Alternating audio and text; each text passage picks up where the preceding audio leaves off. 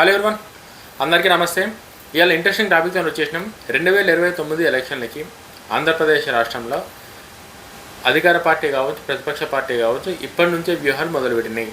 ఎందుకు మొదలుపెట్టినాయి, ఇంత తొందరగా వ్యూహాలు మొదలుపెట్టాల్సిన అవసరం వాళ్ళకి ఏముందని చెప్పేసి చాలామంది డౌట్కి రావచ్చు. ప్రజలు ఎవరు కూడా ఆంధ్రప్రదేశ్లో ఎలక్షన్లు రావాలి, ఇప్పుడు మేము ఓటేయాలి, పార్టీని మార్చాలన్న ఆలోచన అయితే ప్రస్తుతం ఉన్న పరిస్థితులు ఆంధ్రప్రదేశ్ ప్రజలకు ఎవరికీ లేదు.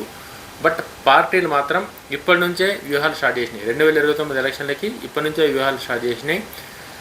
కుటుంబ ప్రభుత్వం ఏదైతే మంచి పనులు చేస్తారో ప్రజల కోసం, ఏవైతే సంక్షేమం, ఏదైతే అభివృద్ధి, ఏదైతే రాజధాని కావచ్చు, అక్కడ ఇరిగేషన్ ప్రాజెక్ట్స్ కావచ్చు, పోలవరం కావచ్చు, సంక్షేమంలో పెన్షన్ కావచ్చు, ఫ్రీ బస్సు కావచ్చు, అన్న క్యాంటీన్ అన్నం కావచ్చు, అంటే ప్రజలకు ఉపయోగపడే పనులు ఏవైతే ఉన్నాయో, ఏవైతే చేస్తారో అవన్నీ క్లియర్గా ప్రజలకి ఎట్లనైనా సరే వాళ్ళకు దగ్గర చేయాలి. వాళ్ళందరికీ తెలవాలి కుటుంబ ప్రభుత్వం ప్రజల కోసం, ఆంధ్రప్రదేశ్ రాష్ట్రం కోసం ఎంత కష్టపడుతుంది, ఏమేమి పనులు చేస్తుంది అన్నది వాళ్ళందరికీ తెలవాలని చెప్పి కుటుంబ ప్రభుత్వం ఎంతైతే ప్రయత్నం చేస్తుందో, వైఎస్ఆర్ కాంగ్రెస్ పార్టీ కూడా కుటుంబం చేస్తున్న ప్రభుత్వ పనులన్నింటినీ ప్రజలకు ఎట్లైనా సరే కూడా వీళ్ళ వైఫల్యాన్ని ఎండగట్టాలి, వీళ్ళు చేస్తున్న తప్పుల్ని ప్రజలకు చూపించాలని కాడికి వైఎస్ఆర్ కాంగ్రెస్ పార్టీ వాళ్ళు ట్రై చేస్తారు. వీడ నన్ను అడిగితే వైఎస్ఆర్ కాంగ్రెస్ పార్టీ చేస్తున్న ఇట్లలో ఎంతవరకు వర్కౌట్ అవుతుందో తెలియదు, కానీ కుటుంబ ప్రభుత్వం చేస్తున్న దానిలో మాత్రం 100% కుటుంబ ప్రభుత్వం సక్సెస్ అవుతుంది అన్న నా పర్సనల్ ఒపీనియన్. అది మనం అక్కడున్న తెలిసిన వాళ్ళతో మాట్లాడి ఎట్లుంది పరిస్థితి, ఇంతకుముందున్న ఆంధ్రప్రదేశ్ పరిస్థితి ఏంది, ఇప్పుడు ఆంధ్రప్రదేశ్ పరిస్థితి ఏంది, ఇప్పుడు ఆంధ్రప్రదేశ్ ప్రజల ఒపీనియన్ ఏంది రాజకీయ పార్టీల మీద అన్నది క్లియర్గా కనుక మాట్లాడుకుంటే చాలామంది కుటుంబ ప్రభుత్వానికి ప్రస్తుతానికి మాట్లాడుతున్నాను. నేను ఇప్పుడు ఈ రెండేళ్ళు ఏదైతే అయిందో ఈ రెండేళ్ళ కోసమే మాట్లాడుతున్నా. కుటుంబ ప్రభుత్వం చేసిన ప్రతి పనికి ప్రజలు బ్రహ్మరథం పడుతారు.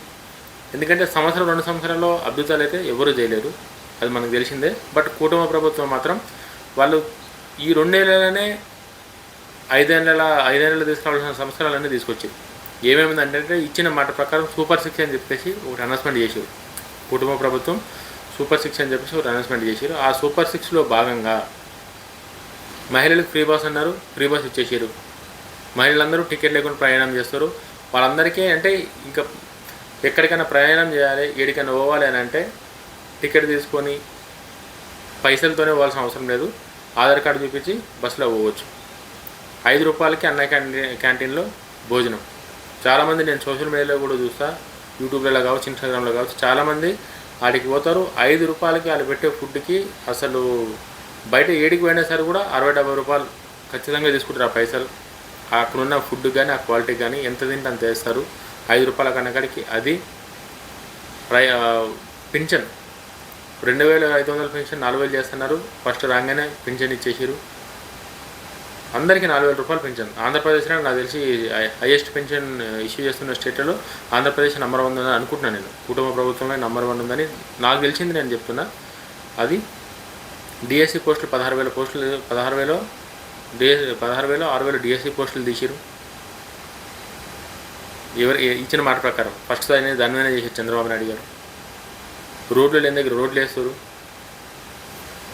రాజధాని అభివృద్ధి చేస్తారు, పోలవరం కడుతురు. సో మీరు ఏ పాయింట్ ఆఫ్ వ్యూ చూసుకున్నా సరే కూడా కుటుంబ ప్రభుత్వం మీద పాజిటివ్ ఇంపాక్ట్ ఉంది ప్రజల దగ్గర నుంచి. ఇప్పట్లో కుటుంబ ప్రభుత్వాన్ని మార్చాలన్న ఆలోచన కానీ, కుటుంబ ప్రభుత్వం వల్ల ప్రజలకు ఇబ్బంది అవుతుంది అన్న ఇది కానీ ఏమీ లేదు. మొత్తం ప్లస్ పాయింట్సే. కుటుంబ గవర్నమెంట్ నుంచి ఆంధ్రప్రదేశ్ రాష్ట్రానికి ప్లస్ పాయింట్సే. మైనస్ అనేది లేదు. ఎందుకంటే ఎంత చేయాలనో అంతకు మించి చేస్తారు. చంద్రబాబు నాయుడు గారు కావచ్చు, పవన్ కళ్యాణ్ గారు కావచ్చు, వాళ్ళు చేయాల్సింది ఎంతైతే ఉందో దానికి మించి వాళ్ళు చేస్తారు. ఏదైతే ఈ వ్యూహాలు ఉన్నాయో దానికోసం ఏమేమి చర్చించాలో ఆ అంశాలు అయితే మాట్లాడుకుందాం. ఫస్ట్ 2029 ఎన్నికలకు ఇప్పటి నుంచే ఎందుకు ఇంత ప్రాధాన్యం ఏర్పడింది? ఫస్ట్ పాయింట్ ఏంటంటే 2029 ఇంకా 3 ఇయర్స్ ఉంది టైం. 26, 27, 28, 29, 26 ఉన్నాం కాబట్టి 3 ఇయర్స్ టైం ఉంది మనకి. ఇంకా 3 ఇయర్స్ ఉన్నా సరే కూడా ఇప్పటి నుంచే ఎందుకు అంత ప్రాధాన్యం ఏర్పడింది? ప్రధాన పార్టీల బలాలు బలహీనతలేంది, ఇప్పుడున్న రాజకీయ పార్టీలు ఏవైతే ఉన్నాయో వాటి బలాలేంది, బలహీనతలేంది, కీలక నాయకుల వ్యూహాలేంది, మెయిన్ పొలిటీషియన్స్ ఎవరైతే ఉన్నారో ఆంధ్రప్రదేశ్ రాష్ట్రంలో వాళ్ళ వ్యూహాలేంది, నెక్స్ట్ ఎలక్షన్స్కి వాళ్ళు ఎట్లా ప్రిపేర్ అవుతారు, అదొకటి. ఎన్నికల ప్రభావితం చేసే ప్రధాన అంశాలు, ఎలక్షన్లని మొత్తం ఇట్లా తిప్పే ప్రణాళికలు కావచ్చు, వ్యూహాలు కావచ్చు, ప్రభావితం చేసే ప్రధాన అంశాలు ఏవైతే ఒక్కటి దాని మొత్తం ఎలక్షన్లు మార్చడానికి ఒక్క అనౌన్స్మెంట్, అటువంటి అనౌన్స్మెంట్ లేనిది వివిధ రాజకీయ అంశాలపై సమతుల్యత విశ్లేషణ. ఇవాళ మనం ఇవన్నీ మాట్లాడుకుందాం. ఆంధ్రప్రదేశ్ రాష్ట్రానికి 2029 ఇప్పటికిప్పుడు ఎలక్షన్ జరిగి ఏం జరగకున్నా సరే కూడా అప్పుడు వచ్చే సిచ్యువేషన్స్ ఏందనేది మీకు ఈ వీడియోలో నేను ఎక్స్ప్లెయిన్ చేస్తాను. ఆంధ్రప్రదేశ్ రాజకీయాల్లో 2 దశాబ్దాలుగా ప్రధాన పోటీ ప్రాంతీయ పార్టీల మధ్యనే కొనసాగుతుంది. ఆంధ్రప్రదేశ్ రాష్ట్రంలో 2 దశాబ్దాల నుంచి, అంటే దగ్గర 20 సంవత్సరాల నుంచి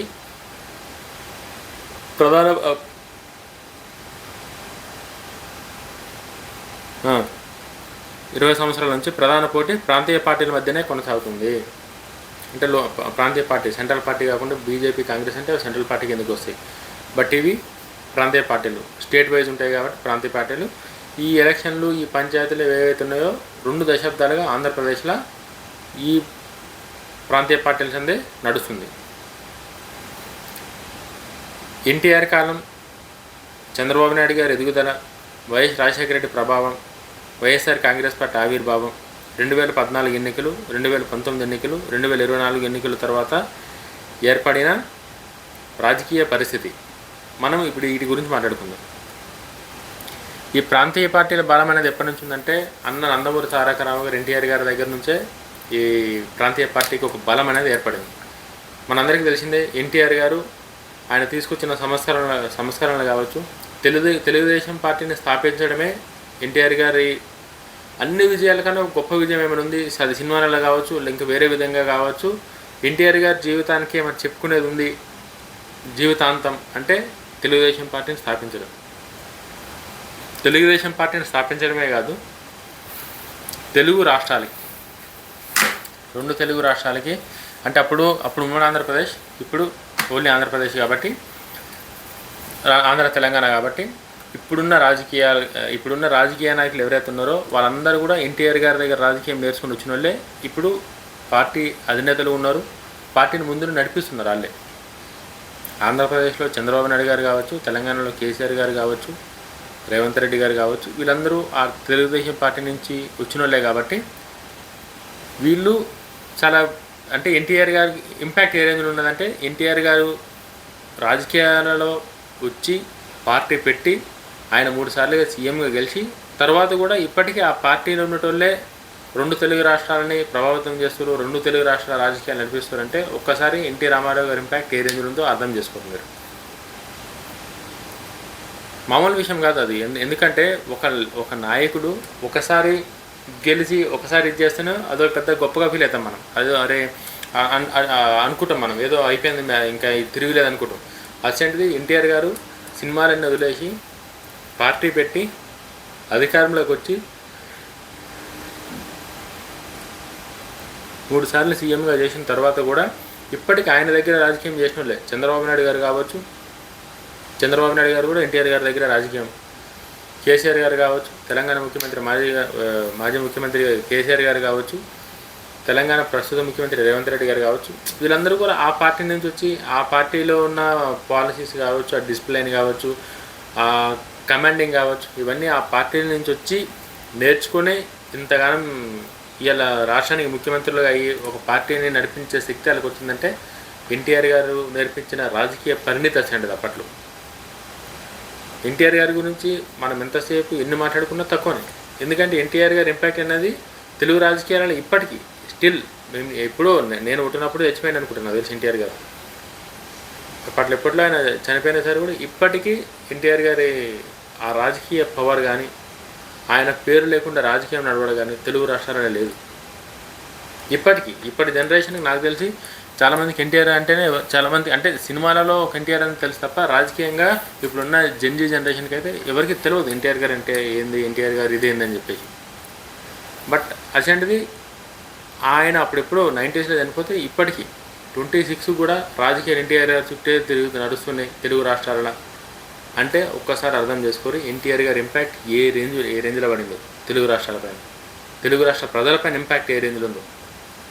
ఒక్క సినిమా హీరో కోసం, ఒక్క నాయకుడి కోసం ఇప్పటికీ రాజకీయాలు ఆయన చుట్టూ తిరుగుతున్నాయంటే ఆ క్రెడిబిలిటీ మొత్తం ఎన్టీఆర్ గారి సొంతం, అది ఆయనకి మాత్రమే సొంతం, ఇంకా ఎవరికి ఆ ఛాన్స్ రాదు అని నేను అనుకుంటున్నాను. అంత ఇంపాక్ట్గా చేయగలిగే నాయకులు అయితే చాలా తక్కువ మంది ఉంటారని చెప్పి అనుకుంటాను నేనైతే. నెక్స్ట్, చంద్రబాబు నాయుడు గారి ఎదుగుదల. చంద్రబాబు నాయుడు గారి ఎదుగుదల అని చెప్పేసానంటే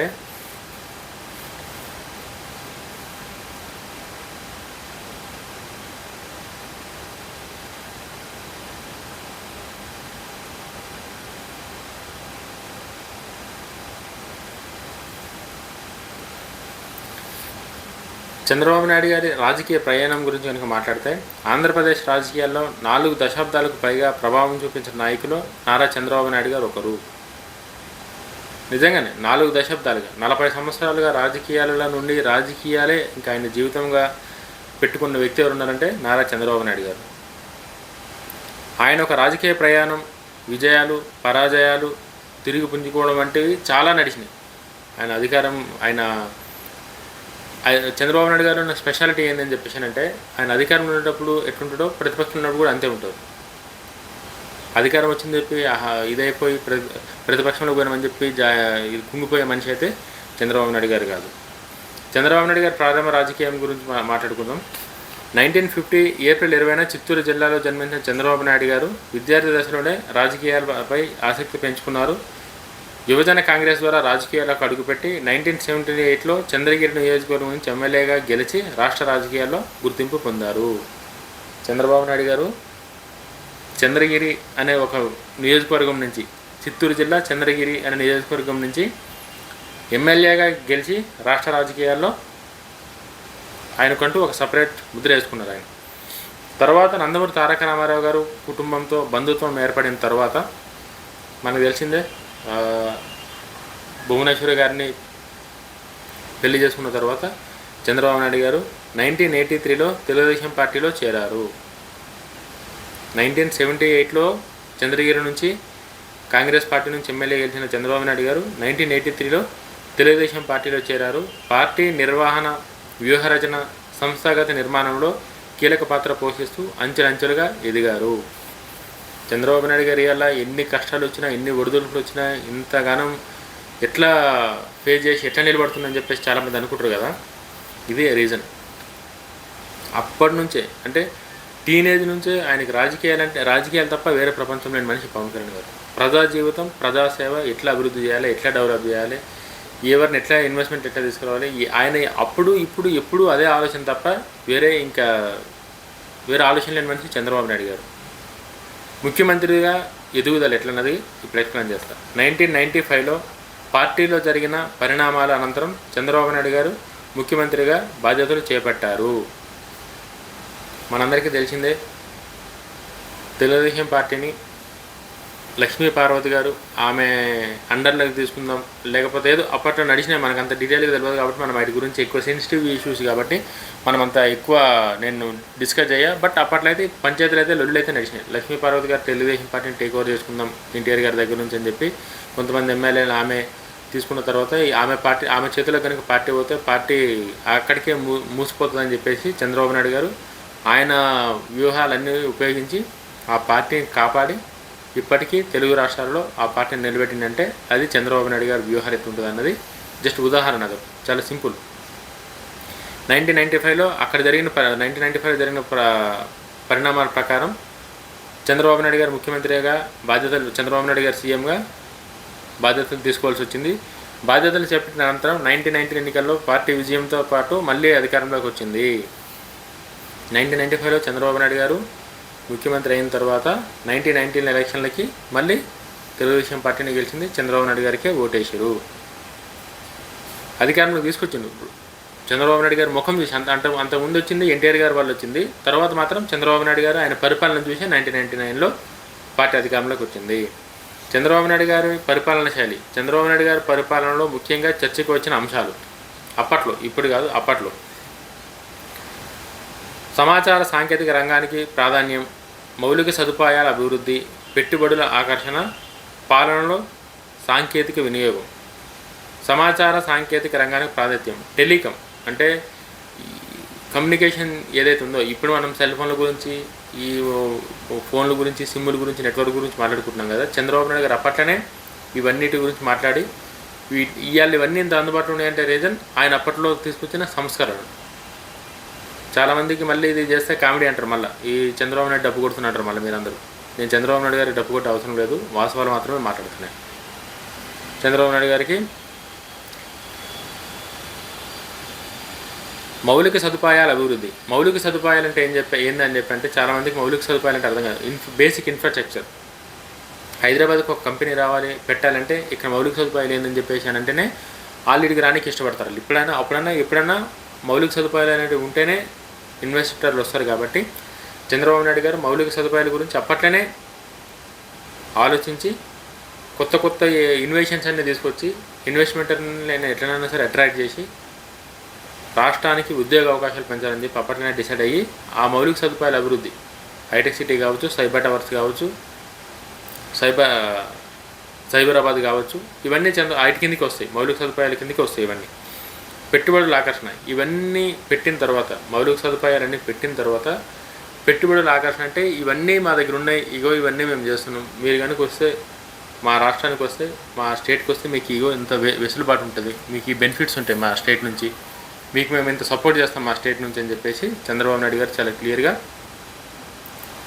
పెట్టుబడులు అట్రాక్ట్ చేసే పనిలో ఉంటుంది. అప్పట్లో పరిపాలనలో సాంకేతిక వినియోగం అంటే పరిపాలనలో సాంకేతికంగా అంటే టెక్నాలజీని ఎట్లా వాడాలి, పరిపాలనలో టెక్నాలజీ యూజ్ చేసి ఎటువంటి మార్పులు తీసుకురావచ్చు, ఎటువంటి అభివృద్ధి పనులు చేయవచ్చు టెక్నాలజీతో అని చెప్పి చంద్రబాబు నాయుడు గారు అప్పట్లో ఆలోచించి చంద్రబాబు నాయుడు గారు అప్పట్లో.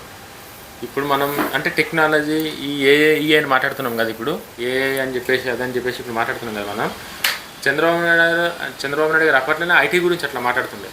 చాలామంది చంద్రబాబు నాయుడు గారికి కామెంట్ కూడా చేశారు, ఏమో కంప్యూటర్లు కూడి పెడతాయా, ఏదో కంప్యూటర్ అంటే టీవీలాగా ఉంటుందంట, దాని ముందు కూర్చొని ఇది చేయాలంట. అంటే అసలు ఇంజనీరింగ్ కాలేజీలు కూడా లేకపోతుండే అప్పుడు ఇంజనీరింగ్ కాలేజీలు తీసుకొచ్చి ఇంజనీరింగ్ విద్యార్థులకు ఒక అవేర్నెస్ తీసుకొచ్చి మీరు కనుక ఇంజనీరింగ్ చేస్తే మీ భవిష్యత్తు బాగుంటుందని చెప్పి అప్పట్లో ఎవరైతే చంద్రబాబు నాయుడు గారు మాట్లాడి ఇంజనీరింగ్ అంతా చేశారో వాళ్ళందరూ ఇప్పుడు అమెరికాలో సొంత కంపెనీలు నడుపుకునే పొజిషన్ ఉన్నారు, అందరూ నడిపిస్తారు కూడా. వాళ్ళకి అంటే అప్పట్లో వాళ్ళ నేర్చుకురు కాబట్టి కాలంతో పాటు వాళ్ళు డెవలప్ అయ్యి అమెరికా బయట దేశాలలో కూడా మన తెలుగు కమ్యూనిటీకి ఒక మంచి రెస్పెక్ట్ తీసుకొచ్చి గర్వంగా ఉండేటట్టు చేసిందంటే చంద్రబాబు నాయుడు గారిది కొంచెం ఆయన అస్తవస్తమా లేకపోతే ఆయన సపోర్టా ఏమనుకున్నా ఏం కాదు, కానీ చంద్రబాబు నాయుడు గారి అయితే మాత్రం చాలా ఒక మంచి కీ రోల్ అయితే ఉంది. తెలుగు రాష్ట్రాలలో ఐటీ అంటే చంద్రబాబు నాయుడు గారే, ఇంక వేరే థాట్ ఎవరికి అవసరం లేదు. కాలంతో పాటు మార్పులు చాలా వస్తాయి, బట్ ఫస్ట్ మొదలుపెట్టిన వాళ్ళే దానికి ఇంపార్టెంట్. హైదరాబాద్ను ఐటీ కేంద్రంగా అభివృద్ధి చేయడంలో ఆయన పాత్రకు అనుకూల అభిప్రాయాలు ఉన్నాయి. అదే సమయంలో గ్రామీణ అభివృద్ధి, వ్యవసాయం వంటి రంగాలపై తన దృష్టి పెట్టలేదని విమర్శలు కూడా వచ్చాయి. ఇది చాలా వాస్తవం. ఇది అంటే తప్పేం లేదు, ఇది అందరికీ కావాలని చెప్పేవారు తప్పుదేరు. అప్పట్లో చంద్రబాబు నాయుడు ఆలోచన ప్రకారం ఆయన ఆలోచించిందే కరెక్ట్ అని చెప్పి ఆయన అనుకున్నారు కాబట్టి మేబీ ఇవి అప్పట్లో తప్పులుగా అయినాయి.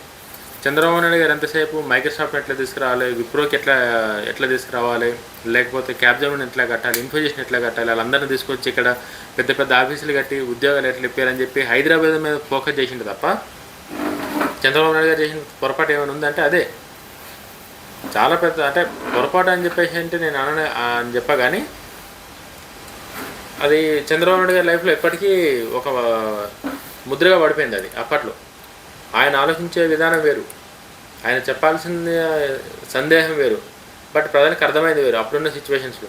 చంద్రబాబు నాయుడు గారు ఈ కంపెనీలు, ఈ సాఫ్ట్వేరు, ఈ ఐటీ అంతా కనుక వస్తే ఇన్కమ్ జనరేట్ అవుతుంది. ఇన్కమ్ ఒక్కసారి కనుక జనరేట్ అయిందంటే ఆటోమేటిక్గా ప్రజలకు ఇవ్వాల్సిన సంక్షేమం కావచ్చు, గ్రామాలకు కావాల్సిన నిధులు కావచ్చు, అన్నీ ఇక్కడ నుంచే మనం నీట్గా డిస్ట్రిబ్యూట్ చేయొచ్చు. అంటే అప్పులు చేసే అవసరం ఉండదు, మనకే ఇన్కమ్ జనరేట్ అవుతుంది అన్న కాడికి చంద్రబాబు నాయుడు గారు అప్పట్లో ఆయన ఆలోచనలు అట్టుంటుండే. ఆయన అట్లా ఆలోచించారు చంద్రబాబు నాయుడు గారు అప్పట్లో ఈ పెద్ద కంపెనీలు కనుక పెద్ద కంపెనీలు కనుక వస్తే ఖచ్చితంగా ఇన్కమ్ అనేది జనరేట్ అవుతుంది. ఆంధ్రప్రదేశ్ మొత్తం గ్రామాలలో ఎక్కడ ఏం అవసరం ఉంది ఎట్లా అని చెప్పేసి ఇక్కడ ఇది కరెక్ట్గా కనుక అంటే ఇది ఒక బంగారపు బాత్ అన్నమాట హైదరాబాద్ అనేది. ఈ బంగారం బాటు రోజు గుడ్డు పెడుతుంటే ఒక్కో నియోజకవర్గానికి ఒక్కో గుడ్డు ఎక్కడెక్కడ అవసరమైతే అక్కడ క్రిటికాలిటీని బట్టి ఇదంతా మనం చేయొచ్చు కదా చంద్రబాబు నాయుడు ఆలోచించి ఆయన ఇక్కడ ఫోకస్ పెట్టిండు. ఫస్ట్ ఇది సక్సెస్ అయితే ఆటోమేటిక్ మీద అన్ని సక్సెస్ అయితే అని చెప్పి అది కరెక్టే. బట్ ఆ టైంలో ప్రజలు తప్పుగా అర్థం చేసుకుంది ఏంటంటే ఆయన ఎంతసేపు హైదరాబాదు ఆ సాఫ్ట్వేర్ కంపెనీలు అంట కంప్యూటర్లు అంటే దీనంలో పడుతుంది మమ్మల్ని గాలికి వదిలేసింది అని చెప్పి అప్పట్లో చంద్రబాబు నాయుడు గారిని అపార్థం చేసుకొని ఓట్ వేయలేదు. చంద్రబాబు నాయుడు గారు ఓడిపోయారు.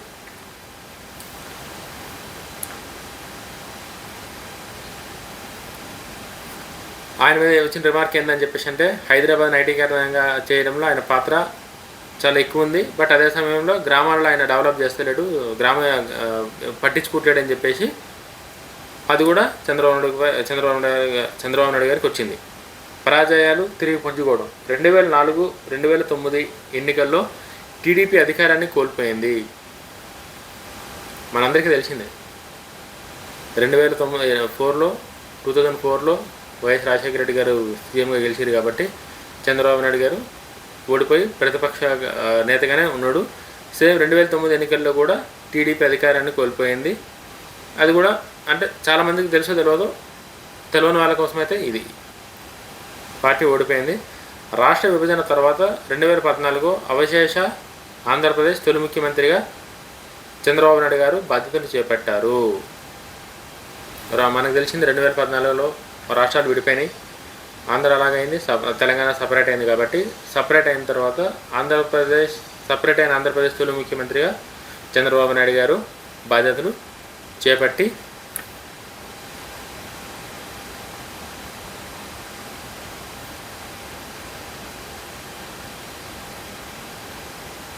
చేపట్టారు. 2019లో మరోసారి ఓటమి ఎదురైన ప్రతిపక్ష నాయకుడిగా పార్టీని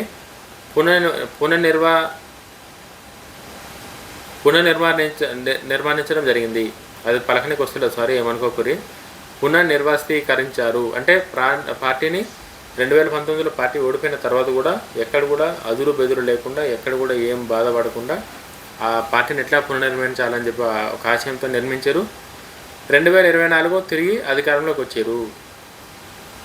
పార్టీ ఓడిపోయింది, అది ప్రతిపక్ష హోదా పాత్ర పోషించారు, కష్టపడి పార్టీని పునర్నిర్మాణించి మళ్ళీ 2024 తిరిగి అధికారంలోకి వచ్చారు.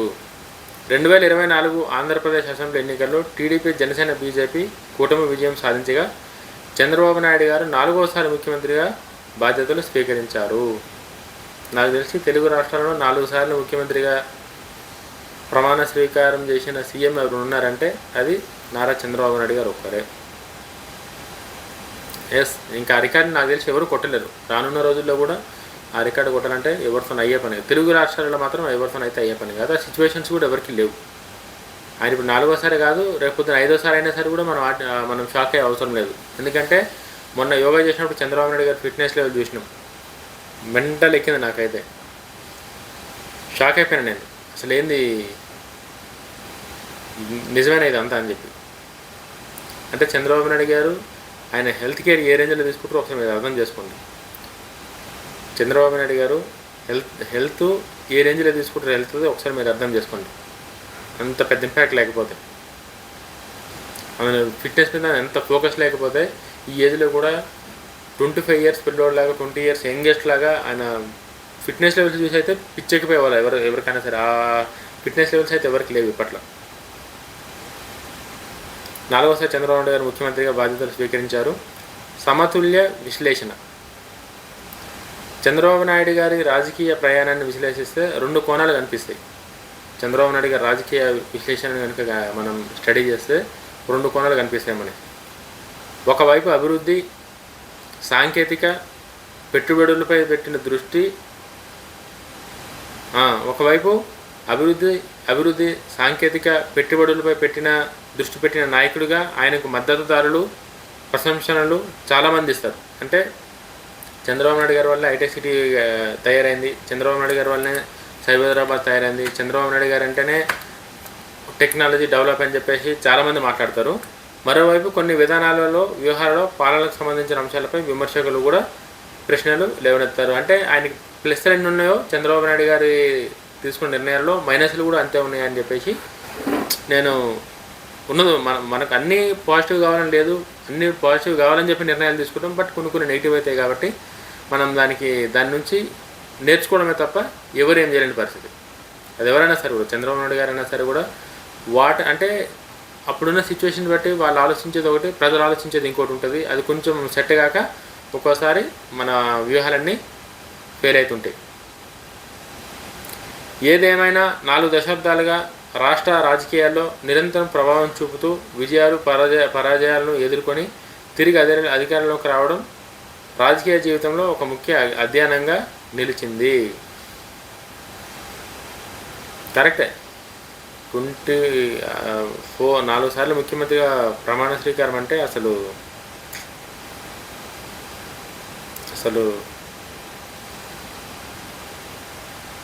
Next level. అది మనం ఎంత చెప్పుకున్నా సరే తక్కువనే దానికోసం.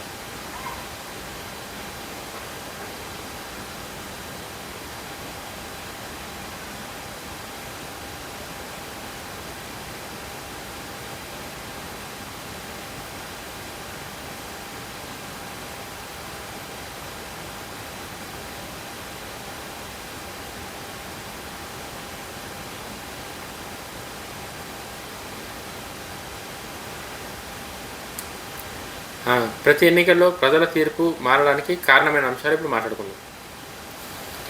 ఆంధ్రప్రదేశ్ రాష్ట్ర రాజకీయాలను పరిశీలిస్తే ప్రతి ఎన్నికల్లో ప్రజల తీర్పు ఒకే విధంగా ఉండదు. ఏ పార్టీకైనా సరే కూడా, ఇది ఆంధ్రప్రదేశ్ అనే కాదు, మన భారతదేశంలో ఏ రాష్ట్రంలో తీసుకున్నా సరే కూడా ఇది కొంచెం డిఫికల్ట్గానే ఉంటుంది. పాలనపై ప్రజాభిప్రాయాలు. ఏ ప్రభుత్వం అధికారంలో ఉన్నా ప్రజలు ప్రధానంగా దాని పనితీరును పరిశీలిస్తారు. అభివృద్ధి, సంక్షేమ పథకాలు అమలు, చట్ట వ్యవస్థలు, ప్రజలకు అందుతున్న సేవలు వంటి అంశాలు ఓటర్ల తీరును ప్రభావితం చేస్తాయి. ఏ రాష్ట్రంలో అయినా సరే కూడా, ఏ ప్రభుత్వం అధికారంలో ఉన్నా ప్రజలు ప్రధానంగా వాళ్ళ పనితీరును ఎమ్మెల్యే ఎట్లా పనిచేస్తుండ్రు, ముఖ్యమంత్రి గారు ఎట్లా పనిచేస్తారు, మినిస్టర్స్ ఎట్లా పనిచేస్తారు అని చెప్పేసి ప్రజలందరూ ఐటీ గురించే మాట్లాడతారు. ప్రజలకు అందుతున్న సేవలు, ఏ గవర్నమెంట్ ప్రజలకు సేవలు ఈజీగా ఉన్నాయన్నది కూడా వాళ్ళు మాట్లాడతారు. సంక్షేమ పథకాలు, రైతులు, మహిళలు, విద్యార్థులు, వృద్ధులు, నిరుద్యోగులు వంటి వర్గాలకు అందించే సంక్షేమ పథకాలు ఎన్నికల్లో కీలక పాత్ర పోషిస్తాయి. అయితే పథకాలను ప్రకటించడం మాత్రమే కాదు, వాటిని అమలు ఎలా జరిగిందన్నదే ప్రజలు గమనిస్తారు. కరెక్ట్. అంటే అనౌన్స్మెంట్ ఏముంది, ఎవరైనా ఇస్తారు అనౌన్స్మెంట్. కేఏ పాల్ గారు వచ్చి ప్రజాశాంతి పార్టీ నుంచి ఇవన్నీ చేస్తానంటారు. అది చేయడం వేరు, ప్రజలు నమ్మి అవి ఎట్లా అమలు అయినాయి, ప్రజలు దాన్ని ఎట్లా బెనిఫిట్ పొందిరన్నది ప్రజలు గమనిస్తారన్నది కూడా ఇంపార్టెంట్. అభివృద్ధి, రోడ్లు, పరిశ్రమలు, ఐటీ రంగం, పెట్టుబడులు, విద్య, వైద్యం, తాగునీరు, సాగునీరు, మౌలిక సదుపాయాలు, అభివృద్ధి వంటి అంశాలు పట్టణ, గ్రామీణ ప్రాంతాల్లో ఓటర్ల నిర్ణయంపై ప్రభావం చూపుతాయి. చాలా అంటే ఒక పార్టీకి ఓటు వేయాలి అని చెప్పి అంటే రాజకీయం తెలిసిన వాళ్ళు ఓటు వేయడం వేరు, రాజకీయం తెలియని వాళ్ళు ఓటు వేయడం వేరు. ఇక్కడ రాజకీయం తెలిసిన వాళ్ళందరూ రోడ్ల గురించి ఆలోచిస్తారు, పరిశ్రమల గురించి ఆలోచిస్తారు, ఐటీ రంగం గురించి ఆలోచిస్తారు, పెట్టుబడుల కోసం ఆలోచిస్తారు, విద్య కోసం ఆలోచిస్తారు, వైద్యం కోసం ఆలోచిస్తారు, తాగునీరు కోసం ఆలోచిస్తారు, సాగునీరు కోసం ఆలోచిస్తారు, మౌలిక సదుపాయాల అభివృద్ధి కోసం ఆలోచిస్తారు. గ్రామీణ మరియు పట్టణ ప్రాంతాల్లో అభివృద్ధి కూడా చదువుకునే ఓటర్లు ఆలోచిస్తారు, అభివృద్ధిని కోరుకునే ఓటర్లు. ఉపాధి మరియు ఉద్యోగాలు, యువతకు ఉపాధి, ఉద్యోగ అవకాశాలు, పరిశ్రమల స్థాపన, స్వయం ఉపాధి అవకాశాలు ఎన్నికల సమయంలో ప్రధానంగా చర్చగా మారతాయి. నిరుద్యోగ సమస్య తీవ్రంగా ఉన్నప్పుడు అది రాజకీయ చర్చలో ముఖ్య అంశంగా నిలుస్తుంది. అంటే ఇవన్నీ అంటే 2029 ఎలక్షన్లకి ఇవన్నీ కూడా కనెక్షన్ అనమాట. వీటి పనితీరుపైనే నెక్స్ట్ ఆ ఓట్ బ్యాంక్ అనేది ట్రాన్స్ఫర్ అయితే ఉంటుంది. ఎవరికైనా సరే ఒక పార్టీకి ఒక నాయకుడికని కాదు, ఎవరికైనా సరే కూడా ఇది కామన్ అనమాట. వ్యవసాయం మరియు రైతుల సమస్యలు అంటే ఇప్పటి నుంచే వాళ్ళు వ్యూహాలు చేస్తారంటే బ్యాక్గ్రౌండ్లో ఇంత ఉంటుంది. ఆంధ్రప్రదేశ్లో వ్యవసాయం ప్రధాన వృత్తి. సాగునీరు, పంట ధరలు, రుణాలు, ప్రకృతి వైపరీత్యాలు సమయంలో ప్రభుత్వ స్పందన వంటి అంశాలు రైతు ఓటు బ్యాంక్ నిర్ణయాన్ని ప్రభావితం చేయగలయి. చాలా కరెక్ట్ అది. ముఖ్యంగా ఆంధ్రప్రదేశ్లో ప్రధాన వృత్తి వ్యవసాయం. రైతులందరూ పంటలు పంపిస్తారు కాబట్టి సాగునీటి వాళ్ళకి ఎట్లా అందుతుంది, పంట పండించుకునే సాగునీటి ఎట్లా అందుతుంది, పంట ధరలు, పండించిన పంటకి గిట్టుబాటు ధరలు ఎట్లున్నాయి, రుణాలు, రైతులకి ఏమైనా అవసరమైతే రుణాలు ఇచ్చిరా లేదా, ప్రకృతి వైపరీత్యాలు, తుఫాన్లు ఏమైనా వచ్చినప్పుడు పంట నష్టపోయిన రైతులకి వాళ్ళకి ఎట్లా ఇది చేసిరన్నది, అంటే ఆ టైంలో ప్రభుత్వం ఎట్లా స్పందించింది, ఎట్లా ఆదుకుందన్నది కూడా వాళ్ళకి ఇంపార్టెంటు. ఇవన్నీ కలిపి రైతుల ఓట్లనైతే మాత్రం ప్రభావితం చేస్తాయి. నాయకత్వంపై నమ్మకం. పార్టీ కంటే నాయకుడిని వ్యక్తిత్వం, అనుభవంతో ప్రజలకు అనుసంధానం కలిగి ఉంటారు. చంద్రబాబు నాయుడు గారు 4 సార్లు ముఖ్యమంత్రిగా చేశారంటే దానికి మెయిన్ రీజన్ చంద్రబాబు నాయుడు గారి వ్యక్తిత్వం, ఆయన క్యారెక్టర్, ఆయన ప్రజలతో మెలిగే తీరు, అధికారం ఉండేటప్పుడు కానీ ప్రతిపక్షం ఉండేటప్పుడు కానీ ఆ పద్ధతి అనేది చాలా ఇంపార్టెంట్. కాబట్టి చంద్రబాబు నాయుడు గారికి ఇప్పటికి కూడా అన్నిసార్లు ఓటేసి ఆయన్ని గెలిపించారంటే నాయకత్వంపై నమ్మకం, తీసుకున్న నిర్ణయాలు ఓటర్లను చాలా ప్రభావితం. అంటే చంద్రబాబు నాయుడు గారు అంటే కళ్ళు మూసుకొని ఓటేస్తారు ఎవరైనా సరే. అంటే నచ్చిన వాళ్ళు ఉంటారు, నచ్చిన వాళ్ళు ఉంటారు. అభివృద్ధి కోరుకునే వాళ్ళు ఎవరైతే ఉంటారో వాళ్ళు ఖచ్చితంగా చంద్రబాబు నాయుడు గారికే ఓటేస్తారు. స్థానిక సమస్యలు. ప్రతి నియోజకవర్గంలో స్థానిక సమస్యలు భిన్నంగా ఉంటాయి. ఒక్కొక్క నియోజకవర్గంలో ప్రాబ్లమ్స్ ఒక్కొక్కలాగా ఉంటాయి. మనందరికీ తెలిసిందే అది. అన్ని నియోజకవర్గాలు ఒకలాగా ఉండదు కాబట్టి ఒక్కొక్క నియోజకవర్గంలో ఒక్కొక్క సమస్య ఉంటుంది. కాబట్టి తాగునీరు, రహదారులు, విద్యా సంస్థలు, ఆసుపత్రులు, స్థానిక అభివృద్ధి అంశాలపై ప్రజలు తన ఎమ్మెల్యే పనితీరును కూడా అంచనా వేస్తారు. చంద్రబాబు నాయుడు గారినే కాదు, అక్కడ చంద్రబాబు నాయుడు గారి పార్టీ నుంచి చంద్రబాబు నాయుడు గారు నిలబెట్టిన క్యాండిడేటు ఎట్లున్నాడు, ఆయన పనితీరు ఎట్లున్నది కూడా ప్రజలు గమనిస్తారు. నియోజకవర్గంలో స్థానిక సమస్యలు. తాగునీరు. ఆ నియోజకవర్గంలో ప్రజలందరూ తాగనీకే తాగునీరు ఉందా లేదా. రహదారులు. ప్రజలందరూ ప్రయాణించడానికి, ప్రజలందరికీ సౌకర్యవంతమైన ప్రయాణం ఉండడానికి రహదారులు కరెక్ట్గా ఉన్నాయా లేవా. పిల్లలు చదువుకోవడానికి మంచి స్కూళ్ళు, మంచి విద్యా సంస్థలు ఉన్నాయా లేవా, దూరం పోకుండా దగ్గరలోనే. ఆసుపత్రులు. ఎవరికేమైనా అయితే ఆసుపత్రికి పోయే ఆ వెసులుబాటు ఉందా లేదా వంటి అంశాలపై ప్రజలు తమ ఎమ్మెల్యే పనితీరును చాలా దగ్గరగా అంచనా వేస్తారు.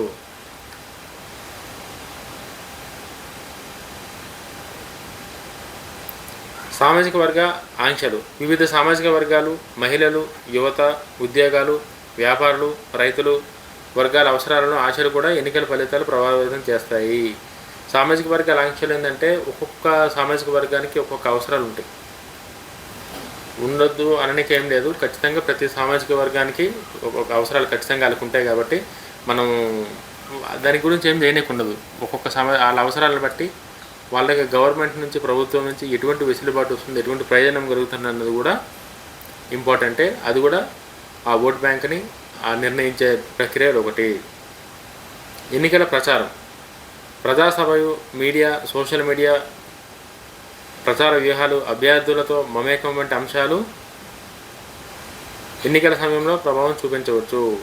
ఇది ఇంకా మనకు ప్రతిసారి ఇప్పటి నుంచి కాదు, ఫస్ట్ నుంచి కూడా ఉన్నది ఏంటంటే సభలు, మీటింగ్లు ఇవన్నీ ఖచ్చితంగా ఉంటుంది. బట్ అంత ఇదన్నట్టు కాకుండా ఉంటుంది. ఓకే. ప్రజలు మారుతున్న అంచనాలు. కాలం మారుతున్న కొద్దీ ప్రజల అంచనాలు కూడా మారుతున్నాయి. గతంలో ఒక అంశం ప్రధానంగా ఉంటే ఇప్పుడు అభివృద్ధి, ఉపాధి, విద్య, ఆరోగ్యం, డిజిటల్ సేవలు, పెట్టుబడులు వంటి అంశాలకు కూడా ఎక్కువ ప్రాధాన్యం ఇస్తున్నారు. ఒకప్పుడు నాయకుడు మనోడైతే మంచోడైనా చెడ్డడైనా సరే కూడా ఓటేద్దాంలో ఏం కాదు, మనోడికే కదా, ఏమన్నంటే మనం చూసుకుంటు కదా అన్నక్కడికి అప్పుడు మన ముఖం చూసి లేకపోతే మనోడని ఓటేస్తుండే. ఇప్పుడు అట్లా కాదు. మనోడన్నా సరే, అవతల ఎవడన్నా సరే కూడా పని చేస్తుండే లేదా, పనిమంతుడా లేదా చూసి ప్రజలు మారారు, అప్డేట్ అయ్యారు, మొత్తం చేంజింగ్ అయితే అయింది. నెక్స్ట్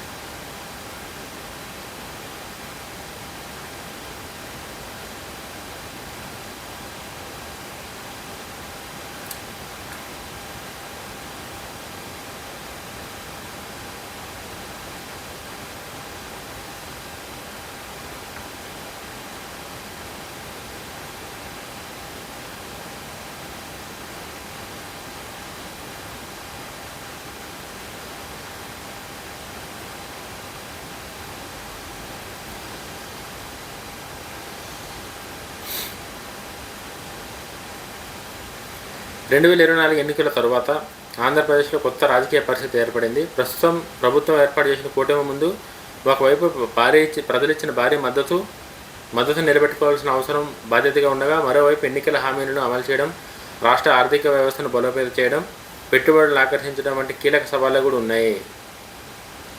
ఇందులో భాగంగానే ఈ పరిపాలన సమతుల్యత ఎట్లుందన్నది ఇప్పుడు మనం మాట్లాడుకుందాం. అధికారంలోకి వచ్చిన తర్వాత ప్రభుత్వం పరిపాలన వ్యవస్థను వేగవంతం చేయడానికి చర్యలు తీసుకున్నట్టు చెబుతుంది. ప్రభుత్వ వాదన ప్రకారం అభివృద్ధి, పెట్టుబడులు, ఉపాధి, మౌలిక సదుపాయాలపై ప్రభుత్వం చాలా ప్రత్యేక శ్రద్ధ పెడుతుంది. అయితే ప్రతిపక్షం మాత్రం కొన్ని హామీలు అమలు, స్థానిక సమస్యల పరిష్కారాల్లో ఇంకా వేగం అవసరమని విమర్శిస్తుంది. ప్రజలు అభిప్రాయంలో కార్యక్రమంలో పాలన ఫలితాలు ఆధారంగా స్పష్టమవుతున్నాయి. ప్రభుత్వం దేశీయ, విదేశీ పెట్టుబడులను ఆకర్షించడానికి వివిధ ప్రయత్నాలు చేస్తుంది. పరిశ్రమలు, ఐటీ, పోర్ట్లు వంటి రంగాల్లో ప్రభుత్వం పెట్టుబడులు తీసుకురావడం ద్వారా ఉపాధి అవకాశాలు పెరుగుతాయని ప్రభుత్వం భావిస్తుంది. ప్రభుత్వం ప్రకటించిన పెట్టుబడి ఒప్పందాలు ఎంతవరకు కాశీరూపం దాల్చుతాయన్న దాలుస్తున్నాయి. వాటి ద్వారా వాస్తవ ఉపాధి ఎంతవరకు వస్తుందనే అంశాలపై కూడా ప్రజలు విశ్లేషకులు దృష్టి పెడుతున్నారు. అంటే గవర్నమెంట్ ఇక్కడ అది వస్తుంది, అక్కడ ఇది వస్తుంది, ఇగో రేపే స్టార్ట్ అయిపోతుంది అని చెప్పడం వేరు, దాన్ని దగ్గరుండి చేయడం వేరు. సో దగ్గరుండి చెప్పడం వేరు, చేయడం వేరు. కాబట్టి ఖచ్చితంగా చెప్పిన అన్నింటికి బాధ్యత తీసుకొని చేయడం కూడా ఇంపార్టెంట్. కాబట్టి చేయాలని చెప్పేసి మాట్లాడుతున్నారు.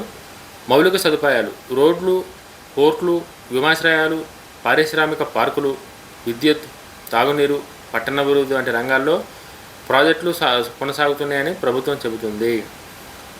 ప్రభుత్వం చేస్తున్న పనులన్నీ ప్రజలకు దగ్గరికి అర్థమయ్యేటట్టు చెప్తుంది. రోడ్లు వేస్తున్నాం, పోర్ట్లు కడుతున్నాం, విమానాశ్రయాలు కడుతున్నాం, పారిశ్రామిక పార్కులు కడుతున్నాం, విద్యుత్ సరఫరా మంచిగా చేస్తున్నాం, తాగునీరు అందిస్తున్నాం, పట్టణ అభివృద్ధి వంటి రంగాల్లో ప్రాజెక్టులు కొనసాగుతున్నాయని ప్రభుత్వం చేస్తున్న పనులు ఏవైతున్నాయో ప్రభుత్వం కూడా చెప్తుంది. మౌలిక సదుపాయాల అభివృద్ధి దీర్ఘకాలిక పెట్టుబడులు ఆకర్షించడంలో కీలక పాత్ర పోషిస్తుంది. మౌలిక సదుపాయాలు కనుకుంటే డెవలప్మెంట్ ఆటోమేటిక్గా స్టార్ట్ అయినట్టే. అదే సమయంలో ప్రాజెక్టులు నిర్ణయించిన గడువులో పూర్తవుతాయా లేదా అనే అంశం కూడా ప్రజలు గమనిస్తారు. ఈ పోలవరం ప్రాజెక్ట్ ఖచ్చితంగా మేము కంప్లీట్ చేస్తాం, మేము ప్రజలకు అందుబాటులోకి తీసుకొస్తామని చెప్పేసి కుటుంబ ప్రభుత్వం మనకు తెలిసిందే చెప్పింది. అది చెప్పడం వేరు, ఖచ్చితంగా అనుకున్న టైంకి తీసుకొస్తారు లేదన్నది నిరూపించడం కూడా ఒక సవాలుగా అయితే మారింది. సంక్షేమ పథకాలు, ఆంధ్రప్రదేశ్ రాజకీయాల్లో సంక్షేమ పథకాలు ఎప్పుడూ ప్రధానంగా చర్చ చేయాల్సినవి. ఆంధ్రప్రదేశ్ రాష్ట్రంలో నిజంగా సంక్షేమ పథకాలకి చాలా ఇంపార్టెన్స్ ఉంది. ప్రస్తుతం ప్రభుత్వం ఎన్నికల హామీలను దశల వారీగా అమలు చేస్తామని చెబుతుంది. మహిళలు, రైతులు, యువత, విద్యార్థులు, వృద్ధులు వంటి వర్గాలకు సంబంధించిన పథకాల్లో ప్రజలపై ఆసక్తి ఉంది. కుటుంబ ప్రభుత్వం ఏదైతే పథకాలు మేము మా మేనిఫెస్టో ప్రకారం మేము ఇది చేస్తామని చెప్పేసి మాట్లాడిందో వాటన్నింటిపైన కూడా ప్రజలకి చాలా ఆసక్తి ఉంది. ప్రతిపక్షం మాత్రం హామీల అమలుపై వేగవంతంపై ప్రశ్న లేవుతుంది. అంటే ప్రతిపక్ష పార్టీ అన్నాక లేవనెత్తడమే పని కాబట్టి వాళ్ళు లేవనెత్తుతారు. ప్రభుత్వం ప్రకటించిన విధానాలు, ప్రాజెక్టులు, సంక్షేమ కార్యక్రమాలు ఎంత వేగంగా అమలవుతున్నాయనేదే ప్రజల అంచనాల్లో ముఖ్యమైన అంశం. కరెక్ట్. ఇది కూడా ప్రభుత్వం ప్రకటించిన విధి విధానాలు, ప్రాజెక్టులు, సంక్షేమ కార్యక్రమాలు ఎంత వేగంగా అమలవుతున్నాయన్నది ప్రజల అంచనాల్లో ముఖ్యమైన అంశం. ఖచ్చితంగా ప్రజలు అనేటోళ్ళు అప్పట్లో లేరు కదా, ఇప్పుడంతా అప్డేటెడ్ కాబట్టి ఖచ్చితంగా ప్రజలు వాళ్ళ ఎక్స్పెక్టేషన్స్ అనేది వాళ్ళ అంచనాల్లో పెట్టుకుంటారు. పాలసీ ప్రకటనలతో పాటు వాటి అమలు కూడా ప్రజా విశ్వాసాన్ని ప్రభావితం చేస్తుంది. కరెక్టే. పాలసీ ప్రకటనలతో పాటు వాటి అమలు కూడా ప్రజా విశ్వాసాన్ని ప్రభావితం చేస్తుంది. ప్రజల స్పందన ఒకేలాగా ఉండదు. ఇప్పుడు ప్రస్తుతం కుటుంబ ప్రభుత్వమైన ప్రజల స్పందన ఎట్లుంది అని చెప్పేసి అంటే ఒకటేలాగా ఉండదు. ప్రజల స్పందన ఒకేలాగా ఉండదు. ప్రాంతాల వారీగా, వర్గాల వారీగా అభిప్రాయాలు మారుతాయి. ప్రతి ఒక్క పార్టీకి ఉంటుంది. అది ఒక్క కుటుంబ గవర్నమెంట్ కానీ కాదు, కుటుంబ ప్రభుత్వమే కాదు, ప్రతి ఒక్క పార్టీకి అందరూ ఆ పార్టీని ఇష్టపడతారు, అందరూ ఆ పార్టీ నాయకుడిని ఇష్టపడతారని అయితే మనం చెప్పలేము. కాబట్టి వాళ్ళ ప్రాంతాన్ని బట్టి, వాళ్ళ వర్గాల బట్టి వాళ్ళ ఒపీనియన్ వాళ్ళకు ఉంటుంది. కొంతమంది ప్రభుత్వ అభివృద్ధి దిశగా ముందుకు సాగుతుందని భావిస్తూ మరికొందరు స్థానిక సమస్యలు హామీలపై మరింత దృష్టి అవసరమని అభిప్రాయపడుతున్నారు. ఇలాంటి భిన్నాభిప్రాయాలు ప్రజాస్వామ్యంలో సహజం. కరెక్ట్. ఇలాంటివి చిన్న చిన్న ఇవన్నీ కూడా సహజం కాబట్టి పెద్ద ప్రాబ్లం అయితే లేదనుకుంటున్నా. అధికార కూటమి బలాలు. కూటమి ప్రభుత్వం బలాలు ఏందని చెప్పేసి కనుక మాట్లాడుకుంటే, ప్రభుత్వ పరిపాలన వ్యవస్థ ద్వారా విధానాలను అమలు చేసే అవకాశం ఉంటుంది. అధికార యంత్రాంగం ఏం చేస్తుందంటే ప్రభుత్వానికి పరిపాలన వ్యవస్థ ద్వారా విధానాలను అమలు చేసే అవకాశం ఉంటుంది. సమర్థవంతమైన పాలన ప్రజలకు ప్రతిపక్షంగా కనిపించే ఫలితాలను ఇవ్వగలదు. పరిపాలన అనుభవం. కూటమిలో ప్రధాన నాయకులకు పరిపాలన అనుభవం ఉంది. అనుభవం వల్ల నిర్ణయాలు వేగంగా తీసుకోవడం, కేంద్రంతో సమన్వయం, ప్రాజెక్టుల అమలులో ప్రయోజనం ఉంటుందని మద్దతుదారులు ఇప్పటికే ఆనందం వ్యక్తం చేస్తున్నారు. కూటమి బలం. వివిధ పార్టీల కలయికతో ఏర్పడిన కూటమి వల్ల వేర్వేరు ప్రాంతాలు, సామాజిక వర్గాల్లో విస్తృత మద్దతు లభించే అవకాశం ఉందని రాజకీయ విశ్లేషకులు చెబుతున్నారు. అభివృద్ధి ప్రాజెక్టులు. పెట్టుబడులు, పారిశ్రామిక మౌలిక సదుపాయాలు, ప్రాజెక్టులు, ఉపాధి అంశాలపై ప్రభుత్వం దృష్టి పెడుతుందని చెబుతుంది. ఈ ప్రాజెక్టు ఫలితాలు ప్రజలకు ఎంత త్వరగా కనిపిస్తాయన్నది రాజకీయాల్లో ఒక కీలక అంశంగా మారింది. అధికార కూటమి ఎదుర్కొంటున్న సవాళ్ళు. ఎన్నికల హామీల అమలు. ఎన్నికల సమయంలో ఇచ్చిన హామీలను సమయానికి, ఆర్థికంగా సాధ్యమైన విధంగా అమలు చేయడం ప్రభుత్వానికి ప్రధాన పరీక్ష. ఆర్థిక నిర్వహణ. సంక్షేమ పథకాలు, సంక్షేమ కార్యక్రమాలు, అభివృద్ధి ప్రాజెక్టులు, అభివృద్ధి నిర్వహణ, ఆదాయ వనరుల పెంపు వంటి అంశాల్లో సమతుల్యత పాటించడం కూడా ప్రభుత్వానికి కొంచెం సమస్యగానే ఉంది ప్రస్తుతానికి. ఆర్థిక క్రమశిక్షణతో పాటు ప్రజా అవసరాలను తీర్చడం కూడా ఆంధ్రప్రదేశ్ ప్రభుత్వం బాధ్యతగా వ్యవహరిస్తుంది. ఆ విషయాలలో స్థానిక అసంతృప్తి. ప్రతి నియోజకవర్గంలో సమస్యలు ఒకలే ఉండవు. అభివృద్ధి, స్థానిక నాయకత్వం, సేవలు అందుబాటు వంటి అంశాలపై కొన్ని ప్రాంతాల్లో అసంతృప్తి వ్యక్తమయ్యే అవకాశం ఉంటుంది. ఇది కూడా రాజకీయంగా ఈ కామన్. ఇది అంటే ఎక్కువ మనం దీని గురించి చేసే అవసరం లేదు. అందరికీ నచ్చే పార్టీ కాదు కాబట్టి ప్రతి పార్టీకి ప్లస్ మైనస్లు ఉంటాయి. ఆ కేటగిరీలోకి పోతుంది. అంతర్గత సమన్వయం. కుటుంబ ప్రభుత్వంలో భాగస్వామ్యం, పార్టీల మధ్య సమన్వయం కొనసాగడం కీలకం. సీట్ల పంపకం, స్థానిక నాయకుల మధ్య సమన్వయం, వాళ్ళ అనుబంధాలు, విధానాలపై ఏకీభిప్రాయం వంటి స్థిరత్వాన్ని కుటుంబ ప్రభుత్వం ప్రభావితం చేయొచ్చు. అంటే చాలా డీటెయిల్డ్గా మీకు ఎక్స్ప్లెయిన్ చేస్తున్నా. నెక్స్ట్ వచ్చే సిచ్యువేషన్స్ ఎట్లా ఉంటాయి ఏందని చెప్పి దానికోసం ఏదో ఒకటి చెప్పుకొని పోతే వేస్ట్. గంట సేపు అయినా 2 గంటల సేపు అయినా సరే ఈ వీడియో చూసి ఒకరికైనా సరే కూడా పరిపాలన అంత ఏందో తెలుస్తుంది అని చెప్పి ఇంత నీట్గా ఎక్స్ప్లెయిన్ చేస్తున్నాను మీ అందరికీ.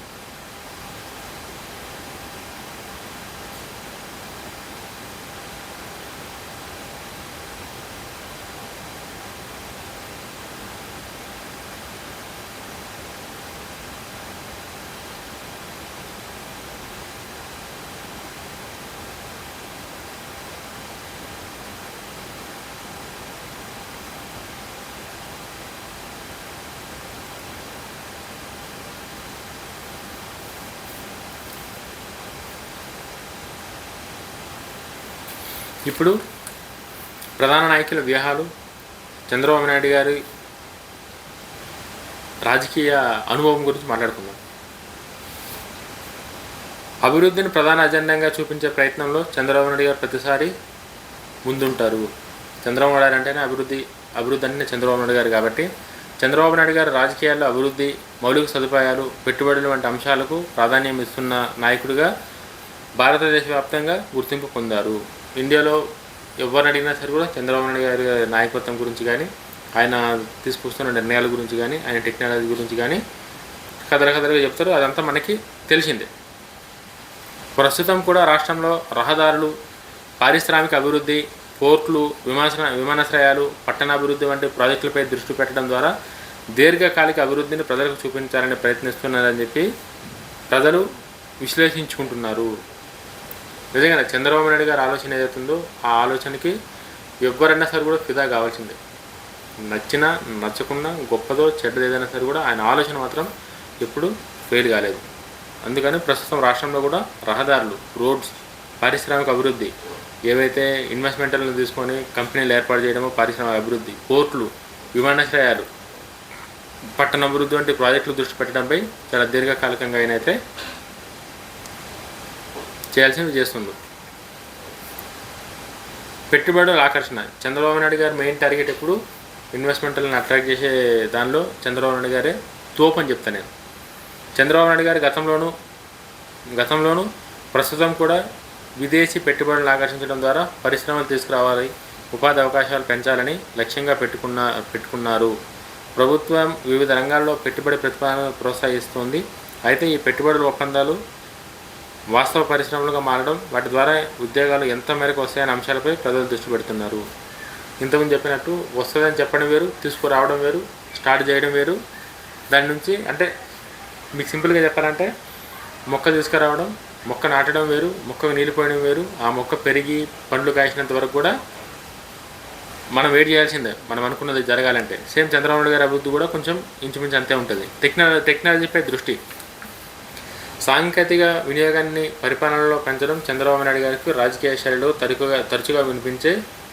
తరచుగా కనిపించే ఒక అంశంగా భారతదేశం మొత్తం చెప్పబడుతుంది. సాంకేతిక వినియోగాన్ని, టెక్నాలజీ వాడకంలో పరిపాలించడానికి టెక్నాలజీ వాడడంలో చంద్రబాబు నాయుడు గారిది ఒక సపరేట్ ట్రెండ్, అది మనకు తెలిసిందే. డిజిటల్ సేవలు, e governance, artificial intelligence, IT రంగం, స్టార్టప్లు ప్రోత్సాహం వంటి అంశాల ద్వారా రాష్ట్రాన్ని పెట్టుబడులకు అనుకూలంగా తీర్చిదిద్దాలని ప్రభుత్వం ప్రయత్నిస్తుంది. అయితే గ్రామీణ ప్రాంతాలకు ఈ మార్పులు ప్రయోజనాలు సమానంగా అందడం ముఖ్యమని నిపుణులు భావిస్తున్నారు. అంటే గ్రామీణ ప్రాంతాలకు తొందరగా వెళ్ళి చేయాలంటే అది ఎక్కడ కూడా కాలేదు. ఇంత పెద్ద హైదరాబాద్ సిటీ తెలంగాణనే కాలేదు, ఆంధ్రప్రదేశ్ అంటే కష్టం. గ్రామాలకు అనేది అంత తొందరగా పోదు, పోయిన దగ్గర మాత్రం అదృష్టం అంతే. పరిపాలన అనుభవం. చంద్రబాబు నాయుడు గారు అనేక సంవత్సరాలుగా పరిపాలన అనుభవం కలిగిన నాయకుడు. ప్రభుత్వ అనుభవం వల్ల పెద్ద ప్రాజెక్టులను రూపొందించడం, కేంద్ర ప్రభుత్వంతో సమన్వయం, పరిపాలనా నిర్ణయాలు తీసుకోవడంలో చంద్రబాబు నాయుడు గారిది తీసుకోవడం వల్ల ప్రయోజనాలు చాలా ఉంటాయని చెప్పి ప్రజలు భావిస్తున్నారు. చంద్రబాబు నాయుడు గారు ఏ నిర్ణయం తీసుకున్నా సరే కూడా దానికి ప్రజలకు ఎంతో కొంత మేలు జరుగుతుంది, ఉపయోగం ఉంటుందన్న ఫీల్తోనే ప్రజలు ఉన్నారన్నది ప్రజలు కూడా ఫీల్ అవుతారు. 2029గా చంద్రబాబు నాయుడు గారి వ్యూహాలు ఎట్లున్నాయని చెప్పేసి అంటే, రాజకీయ విశ్లేషకుల ప్రకారం రాబోయే ఎన్నికల వరకు ప్రభుత్వం ప్రధానంగా ఈ అంశాలపై దృష్టి పెట్టే అవకాశం చాలా ఎక్కువ ఉంది. రాజకీయ విశ్లేషకులే కాదు, ఈవెన్ అందరూ ప్రజలు కూడా ఎన్నికల్లో వ్యూహం తీసుకు కనుక ఆలోచిస్తే అభివృద్ధి పనులు వేగవంతం చేయడం, పెట్టుబడులకు కాశీ రూపం తీసుకురావడం, ఉపాధి అవకాశాలు పెంచడం, సంక్షేమం మరియు అభివృద్ధి సమతుల్యత, యువత, మహిళలు, రైతుల వంటి వర్గాలలో మరింత అనుసంధానం, కూటమి పార్టీల మధ్య సమన్వయం, ఈ వ్యూహాలు కనుక ఫలిస్తే ఇది కూడా నెక్స్ట్ రానున్న ఎన్నికలకి చాలా కీగా మారే అవకాశం కూడా ఉంది. చంద్రబాబు నాయుడు గారు రాజకీయ శైలిని పరిశీలిస్తే అభివృద్ధి, పెట్టుబడులు, సాంకేతిక పరిపాలన అభివృద్ధి వంటి అంశాలకు ప్రాధాన్యత ఇవ్వడం కనిపిస్తుంది. అదే సమయంలో ఎన్నికల విజయాన్ని కేవలం ఈ అంశాలకే కాదు, ప్రజలు ఇచ్చిన హామీలకి అమలుకి, స్థానిక సమస్యల పరిష్కారం, సంక్షేమ కార్యక్రమాలు ప్రభావం, ప్రతిపక్ష వ్యూహాలు వీటన్నిటి కూడా సమానంగా చూపబడతాయి.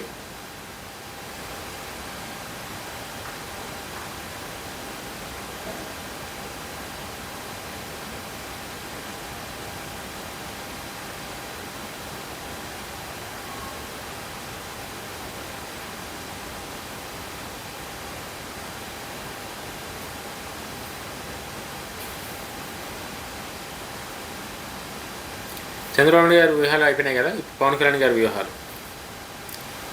ఆంధ్రప్రదేశ్ రాష్ట్ర రాజకీయాల్లో ప్రత్యేకమైన గుర్తింపు పొందిన నాయకుల్లో పవన్ కళ్యాణ్ గారు ఒకరు. సినీ నటుడిగా అపార ప్రజాదరణ సాధించిన వ్యక్తి పవన్ కళ్యాణ్ గారు. రాజకీయాలు కూడా తనదాని శైలితో ముందుకు సాగుతున్నారు. 2024 ఎన్నికల తర్వాత అధికార కూటమిలో భాగస్వామిగా ఉన్న పవన్ కళ్యాణ్ గారు ఆయనకి రాజకీయ వ్యూహాలు 2029 ఎన్నికల దిశగా ఎలా ఉండవచ్చో ఒక్కసారి మనం డిస్కస్ చేద్దాం.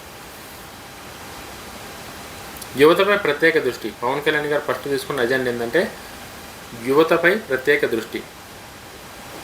పవన్ కళ్యాణ్ గారి ప్రసంగాల్లో యువత, ఉపాధి, విద్య, నైపుణ్యానికి వంటి అంశాలు ఎక్కువగా మనకి కనిపిస్తుంటాయి పవన్ కళ్యాణ్ గారు మాట్లాడేటప్పుడు.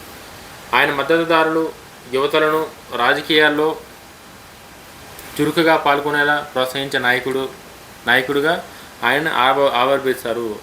మనందరికీ తెలిసిందే పవన్ కళ్యాణ్ గారు రాజకీయాలను యువతను ఎక్కువ ఇది చేసే దీనిలో అయితే మాత్రం పవన్ కళ్యాణ్ గారు ముందుంటారు, అది మనకు తెలిసిందే. ఆయన అదే సమయంలో విమర్శకులు యువతకు సంబంధించిన హామీలు ఆచరణలో ఎంత మేరకు అమలవుతున్నాయో కూడా పరిశీలించాలని, అంటే విమర్శలు చేసేటోళ్ళు ఖచ్చితంగా మైనస్ పాయింట్లు వెతుకుతారు. కాబట్టి పవన్ కళ్యాణ్ గారు కూటమి ప్రభుత్వం చెప్పిన మాటలు ఎంతవరకు విన్నారు ఏందన్నది కూడా వాళ్ళు విశ్లేషణ చేస్తారు కాబట్టి చూస్తారు. అది అవినీతి వ్యతిరేక సందేశాలు. జనసేన పార్టీ ప్రారంభం నుంచి కూడా పవన్ కళ్యాణ్ గారు అవినీతి వ్యతిరేక అంశాలను తన రాజకీయ సందేశాల్లో ప్రధానంగా ప్రస్తావిస్తుంటారు. మనందరికీ తెలిసిందే పవన్ కళ్యాణ్ గారు రాజకీయాలలో చాలా వరకు ఆయన అవినీతి కోసం ఎక్కువ మాట్లాడిన సందర్భాలు చాలా ఎక్కువ. ఆయన ప్రతి మీటింగ్లో ఏదో ఒక డైరెక్ట్గాను ఇండైరెక్ట్గాను కొంచెం ఈ అవినీతి గురించి అయితే ఖచ్చితంగా మాట్లాడతారు, స్పందిస్తారు. ప్రభుత్వం ఉన్నప్పుడు పారదర్శకత, బాధ్యతాయుత పరిపాలన, ప్రజాధనం వినియోగంలో జవాబుదారీతనం వంటి అంశాలపై ప్రజల అంచనాలు ఎక్కువగా ఉంటాయి.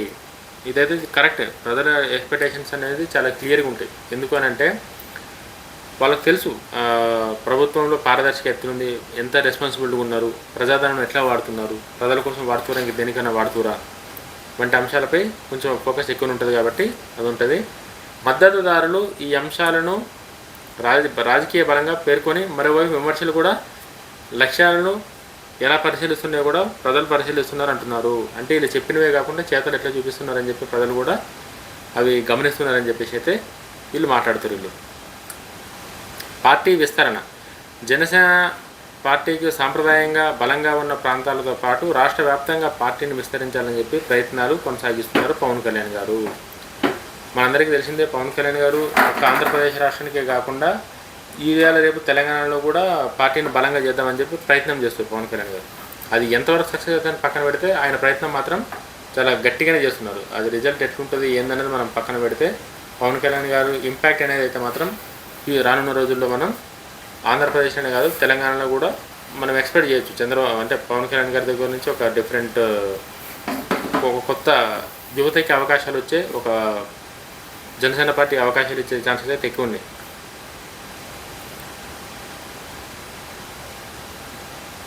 కొత్త నాయకత్వాన్ని ప్రోత్సహించడం, గ్రామస్థాయి కమిటీలను బలోపేతం చేయడం, యువత మరియు మహిళల్లో భాగస్వామ్యంగా పెంచడం వంటి చర్యలు పార్టీ సంస్థాగత బలాన్ని పెంచే వ్యూహాల్లో భాగంగా విశ్లేషకులు భావిస్తున్నారు. ఏ రాజకీయ పార్టీ అయినా దీర్ఘకాలిక విజయానికి బలమైన క్యాడర్ మరియు స్థానిక నాయకత్వం అవసరమని రాజకీయ విశ్లేషకులు భావిస్తున్నారు. అంటే పవన్ కళ్యాణ్ గారికి జనసేన పార్టీ ఉంది, పార్టీని హీరోగా ప్రేమించే ఫ్యాన్స్ ఉన్నారు తప్ప జనసేన నాయకుడిగా గ్రామ స్థాయిల నుంచి పూల్ బోత్ నుంచి మేనేజ్మెంట్ చేసే కార్యకర్తలు అయితే ఇంక ఇప్పటివరకు పార్టీకి రాలేరు. వాళ్ళు కూడా వస్తే ఇంకా బాగుంటుందని చెప్పి విశ్లేషకుల సజెషన్స్. కూటమిలో పాత్ర. ప్రస్తుతం పవన్ కళ్యాణ్ గారు కూటమిలో కీలక భాగస్వామి. కూటమి రాజకీయాల్లో సమన్వయం, ఉమ్మడి విధానాల అమలు, ప్రజలు ఇచ్చిన హామీలు, భాగస్వామ్య పార్టీల మధ్య సహకారం వంటి అంశాల్లో ఆయన పాత్ర ప్రాధాన్యత సంతరించుకుంది. మద్దతుదారులు కూటమి బలపడడంతో ఆయన పాత్రను ప్రస్తావిస్తే రాజకీయ విశ్లేషకులు కూటమి దీర్ఘకాలిక విజయానికి పరస్పర సమన్వయమని కీలకమని చెబుతున్నారు. 2029 దిశగా వ్యూహాత్మక అంశాలు ఏందన్నది పవన్ కళ్యాణ్ గారి దగ్గర నుంచి ఇప్పుడు మాట్లాడుకుందాం. మనం రాబోయే రోజుల్లో పవన్ కళ్యాణ్ గారు రాజకీయంగా ఈ అంశాలపై దృష్టి పెట్టే అవకాశం ఎక్కువ ఉందని ప్రజలు అభిప్రాయపడుతున్నారు. యువతలో మరింత అనుసంధానం. యువత ఎవరైతే ఉన్నారో యువతతో పవన్ కళ్యాణ్ గారు ఇంకా బాగా ఎక్కువ ఇంటరాక్ట్ అయ్యి వాళ్ళతో మాట్లాడి వాళ్ళ అవసరాలు తెలుసుకొని వాళ్ళకు అనుగుణంగా ఉండేటట్టు పవన్ కళ్యాణ్ గారు అదొకటి ప్లాన్ చేస్తున్నారు. పార్టీ సంస్థాగత నిర్మాణం. కూటమితో సమన్వయం, అభివృద్ధి, సంక్షేమ అంశాలపై ప్రజలలో నిరంతరం ప్రస్తావించడం, స్థానిక నాయకత్వాన్ని బలోపేతం చేయడం. అంటే పార్టీ అన్నాక ప్రతి ఇవన్నీ ఉండాల్సిందే. యువతలో మరింత అనుసంధానం, యువతతో ఎక్కువ డిస్కస్ చేయాలి, పార్టీని సంస్థాగతంగా విస్తరణ చేయాలి, కూటమితో సమన్వయం చేయాలి, స్థానిక నాయకత్వాన్ని చాలా అంటే చాలా ఉన్నాయి వ్యూహాలు. సమతుల్యత విషయాలన పవన్ కళ్యాణ్ గారి రాజకీయ శైలిలో యువతతో అనుసంధానం, అవినీతి వ్యతిరేకత, సందేహాలు అండ్ పార్టీ విస్తరణ, కూటమి రాజకీయ వంటి అంశాలు ప్రధానంగా కనిపిస్తాయి. అయితే ఎన్నికల్లో విజయం లేదా పరాజయాన్ని ఒక్క నాయకుడు కూడా ఒక్క అంశం మాత్రమే నిర్ణయించదు. ప్రభుత్వ పనితీరు, ప్రతిపక్ష వ్యూహాలను తిప్పికొట్టడం, స్థానిక సమస్యలు, అభివృద్ధి ఎంపికల, ప్రజల ప్రాధాన్యత వంటివి చాలా అంశాలపై పవన్ కళ్యాణ్ గారు 2029కి ఇప్పటి నుంచే వ్యూహాలని రచిస్తున్నారు.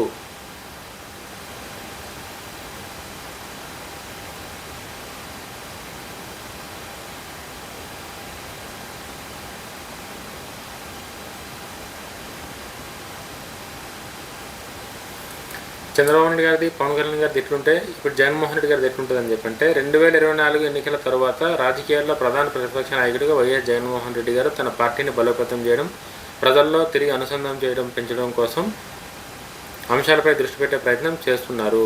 ఓడిపోయినాక ఖచ్చితంగా ఏ లీడర్ని చేయాల్సిందే జగన్మోహన్ రెడ్డి గారు కూడా చేస్తారు. ప్రతిపక్ష రాజకీయాలు ప్రస్తుతం ప్రతిపక్షంలో ఉన్నందున ప్రభుత్వం తీసుకుంటున్న నిర్ణయాలను, ఎన్నికల హామీలను, అమలును, ఆర్థిక నిర్వహణలు, రైతు, యువత, మహిళలు, ఉద్యోగులు వంటి వర్గాలకు సంబంధించిన అంశాలపై ప్రభుత్వం జవాబుదారీతనం వహించాలని కోరడం వైఎస్ఆర్ కాంగ్రెస్ పార్టీ వ్యూహంలో ఒక భాగంగా కనిపిస్తుంది. వీళ్ళు ఏం చేసినా సరే కూడా దాన్ని కౌంటర్ చేయడం వైఎస్ఆర్ కాంగ్రెస్ పార్టీ దాన్ని కూడా రాజకీయ వ్యూహంగానే భావిస్తున్నారు. ప్రతిపక్ష పాత్రలో ప్రభుత్వాన్ని ప్రశ్నించడం ప్రజాస్వామ్య వ్యవస్థలో సహజమైన అంశం. అదే సమయంలో ప్రభుత్వం తన నిర్ణయాలను సమర్థించుకునే అవకాశం కూడా ఉంటుంది. ఈ రెండు వైపులా వాదనలను పరిశీలించి ప్రజలు తన అభిప్రాయాన్ని ఏర్పరచుకుంటారు. సంక్షేమపై దృష్టి. వైఎస్ జగన్మోహన్ రెడ్డి గారు రాజకీయ శైలిలో సంక్షేమ కార్యక్రమాలు ప్రాధాన్యత ఇవ్వడం ప్రధాన అంశంగా కనిపిస్తుంది. ఆయన మద్దతుదారులు గతం పాలనలో ఆయన చేసిన సంక్షేమ పథకాలను పార్టీ బలంగా ప్రస్తావిస్తూ ఉంటారు. మరోవైపు విమర్శకులు సంక్షేమంతో పాటు ఉపాధి, పెట్టుబడులు, ఆర్థిక క్రమశిక్షణ వంటి అంశాలు కూడా జగన్మోహన్ రెడ్డి గారి ప్రభుత్వంలో సరిగ్గా అంటే అప్పులు తీసుకొచ్చి సంక్షేమం ఇవ్వడానికి ముఖ్యమంత్రి అవసరం లేదు కదా. సంక్షేమం ప్రజలకు అవసరమే, బట్ దాన్ని ఎట్లా చేయాలి, రాష్ట్రం పైన అప్పుల భారం పడకుండా ఎట్లా చేయాలి, ఇవన్నీ దానికి ఒకటి కనెక్షన్ అయి ఉంటాయి. కాబట్టి అప్పట్లో జగన్మోహన్ రెడ్డి గారు మరి మనకు తెలిసింది కదా ఎట్లా చేసారో అది మాట్లాడుతున్నారు అనమాట. రాబోయే ఎన్నికల వరకు సంక్షేమం మరియు అభివృద్ధి మధ్య సమతుల్యత రాజకీయ చర్చల్లో కీలక అంశంగా కొనసాగే అవకాశం ఉంది. పార్టీని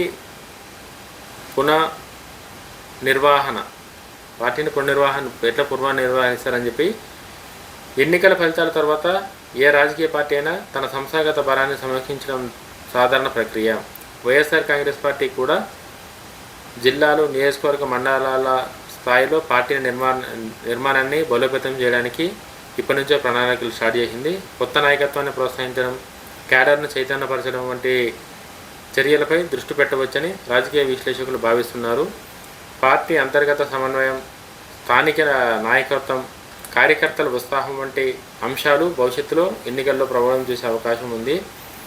గ్రామీణ ఓటర్లతో అనుసంధానం. జగన్మోహన్ రెడ్డి గారు గ్రామీణ ఓటర్లతో ఎట్లా అనుసంధానించారనేది కూడా మాట్లాడుకుందాం. ఆంధ్రప్రదేశ్లో గ్రామీణ ప్రాంతాల ఓటర్లు ఎన్నికలలో కీలక పాత్ర పోషిస్తారు.